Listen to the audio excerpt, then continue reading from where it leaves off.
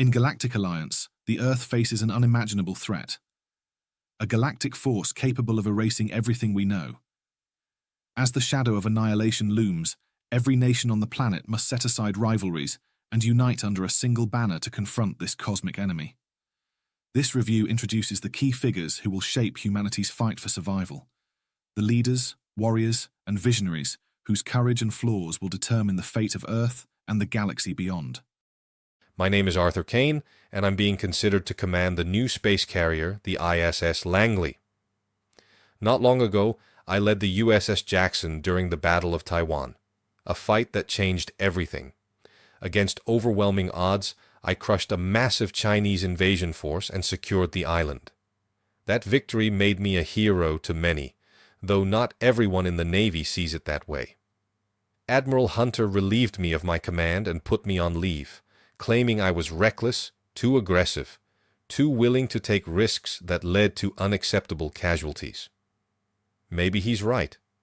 I've never been one to sit back and wait when lives are on the line. I'm bold, assertive, and I thrive under pressure. I live for the sting of battle, for turning impossible odds into victory. But I'm not just a warrior. I care deeply for the men and women under my command. Every loss weighs on me, and lately those ghosts have driven me to the bottle, trying to drown the faces I can't forget. I'm Dr. Kelly Harper. My first command assignment was aboard the USS Jackson, serving under Commander Arthur Kane during the Battle of Taiwan. As Chief Medical Officer, I had to prove myself, not just as a physician, but as a leader. It was the hardest and most defining moment of my career.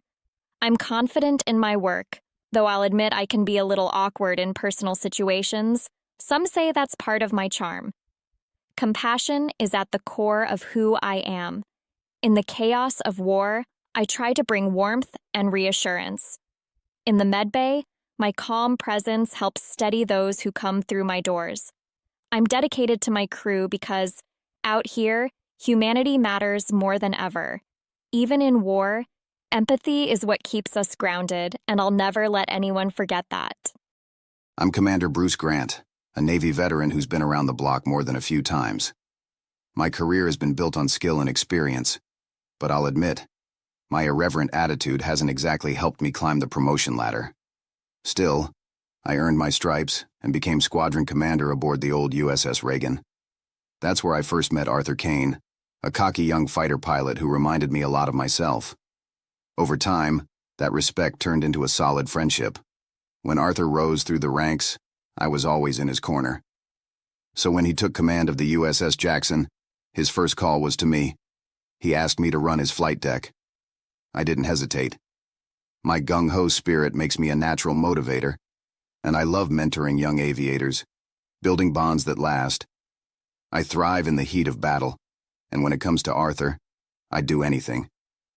Our loyalty to each other was forged in years of shared service, and that's something I'll never break. I'm Admiral John Wellington, a fleet commander who's seen leaders rise and fall more times than I can count. History has taught me that indecision and hesitation lead to defeat, but I also know unchecked aggression and hubris can be just as fatal. Arthur Kane is different. He strikes a rare balance, boldness tempered by intuition, and yes, maybe a little luck. What impresses me most is the loyalty he inspires in his crew and peers. That kind of respect can't be faked. I believe Arthur is destined for greatness, and I want him on my team. I know Admiral Hunter, but I can't understand his treatment of Arthur. In times of crisis, I need leaders who can win, and Arthur Kane is one of them. That's why I back him without hesitation. I am Admiral James Hunter. I was the architect of the victory at Taiwan.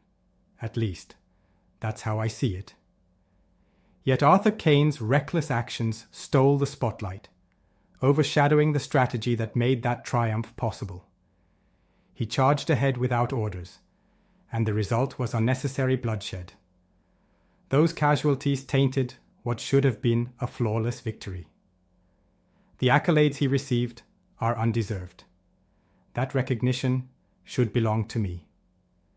Kane's impulsive nature makes him a liability, a threat to the Navy and everything we stand for. I've made that clear, and I won't apologize for it. Some call my stance harsh, but I call it necessary. If that causes division within the ranks, so be it.